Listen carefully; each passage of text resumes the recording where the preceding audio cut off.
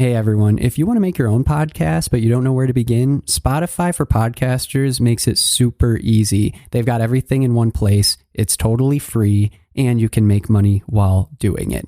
Here's how it works. Spotify for Podcasters lets you record and edit podcasts right from your phone or computer, so no matter what your setup is like, you can start doing it today. Then you can distribute your podcast to Spotify and pretty much everywhere else podcasts are heard. Video podcasts are also supported, and you can even conduct polls and Q&As. With Spotify for Podcasters, you can earn money in a variety of ways, including ads and podcast subscriptions. And best of all, the platform is totally free. No catch, totally free. When I wanted to start my own podcast, I did not know where to begin, and I didn't think it was even possible.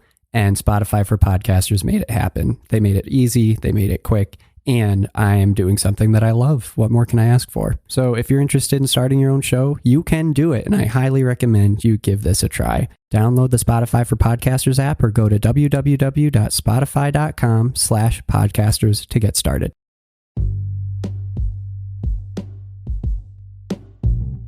Hey everybody, what's up? Welcome back to another episode of Everything Kratom, the podcast about anything and everything Kratom.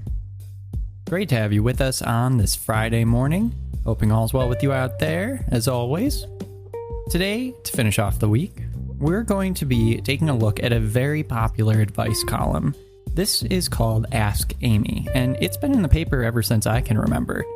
And what happens is people ask for advice, whether it's family, relationships, health, well-being, you name it, there's been a question, and people ask Amy, to which Amy responds. So usually it always starts with, "Dear Amy."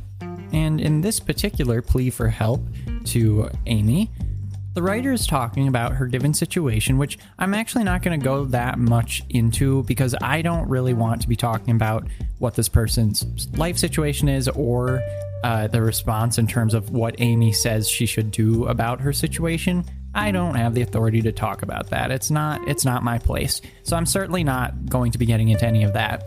But at one point, while this person who wrote in is describing her life situation that she needs some advice and help around, she talks about how her partner has recently become a bit more distant and that they've been very upset and they've been saying that they need some more space from the writer. And she mentions that he has a problem with addiction and has been using Kratom.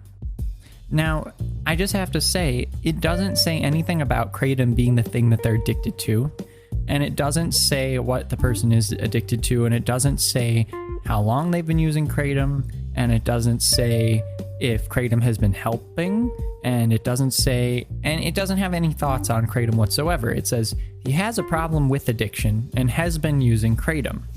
Okay, so with that in mind, and with those being the only details given when it comes to Kratom, after responding to some of the initial aspects of this person's plea for help, Amy then says, "I'm speculating, but it is possible that the stress of this extreme lifestyle change may have triggered your partner to relapse. Kratom is an herbal supplement sometimes used to counteract the effects of addiction withdrawal. According to an article published by Mayo Clinic, blah, blah, blah, blah, blah, blah, blah. The whole thing is a copy-paste from Mayo Clinic. There is no thought or original ideas put into this. It's just a copy-paste from Mayo Clinic. And then right after that, and this is not a copy-paste from Mayo Clinic, she says, "This herb is also toxic to babies." Now, I think that it's important that people know that Kratom should not be given to babies or be around babies. I completely agree with that. So I'm not taking any, I'm not arguing that point at all. What I don't understand is how this person who has to go so in depth in their answers with every single response that they write, and they've written thousands and thousands and thousands over the years, how all of a sudden Kratom is brought up and you know what she did, because I just tried it and it's true. Go on Google, type in Kratom. The number one article, Kratom, Mayo Clinic, and it is full of a bunch of information which isn't true. And I'm not making this up. You can go and look for yourself. It says things that are not true. And she copy pastes one part that is totally not true. She says, depending on what is in the plant and the health of the user, taking kratom may be very dangerous. Claims about the benefits of kratom can't be rated because reliable evidence is lacking. That's not true. There's plenty of reliable evidence showing benefits of kratom. What are you talking about, Mayo Clinic? And why is this person copy pasting the Mayo Clinic in this response when there's not enough information here to even know what role kratom is playing in this at all? Who knows? Maybe this person who wrote into Amy was saying he's been using kratom to help him stave off an addiction. Or maybe she was saying he has a problem with addiction and recently he's been using kratom, and I'm wondering if kratom could be a problem. Or if maybe she's saying he has a problem with addiction and kratom is his new addiction.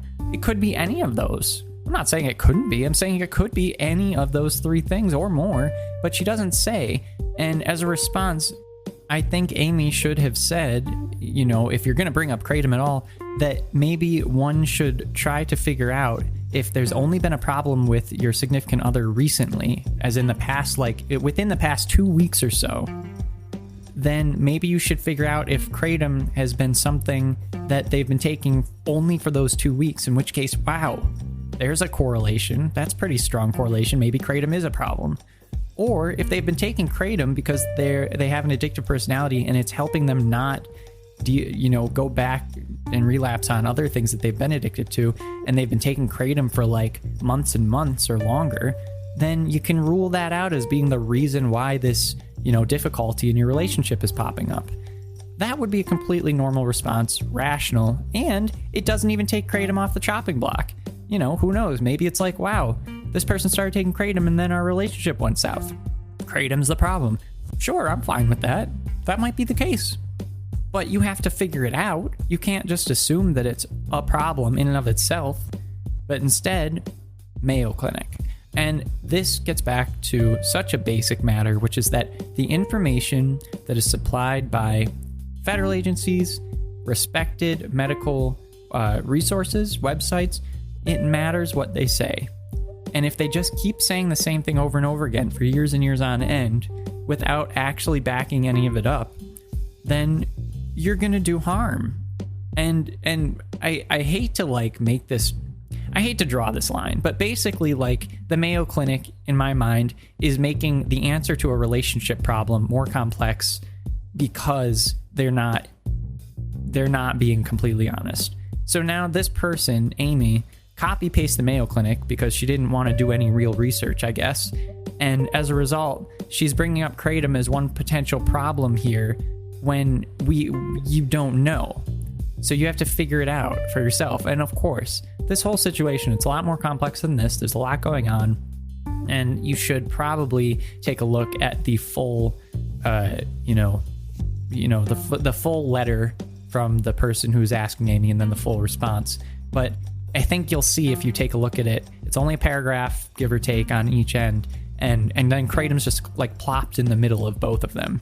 And it's really strange. It just looks like it's really weird that it's just plopped in there with no transition. So anyway, that just kind of caught me off guard and it was a bit weird. So I thought that I'd share it with you all today. Other than that, everything's going well. Oh man, I am so ready for the weekend, you guys. I am tired and just haven't been getting enough sleep recently. So I am going to go to bed this weekend, that's for sure, and see how much sleep I can actually get with the 1.5-year-old running around the house. But we'll see. Wish me luck. And have a great Labor Day weekend. Hopefully you got a 3-day weekend for those of you lucky enough to have that. And if you don't, still try to enjoy that weekend of yours. And regardless of the holiday, we will be back on Monday. All right, everybody, take it easy. We will talk to you then. Bye-bye.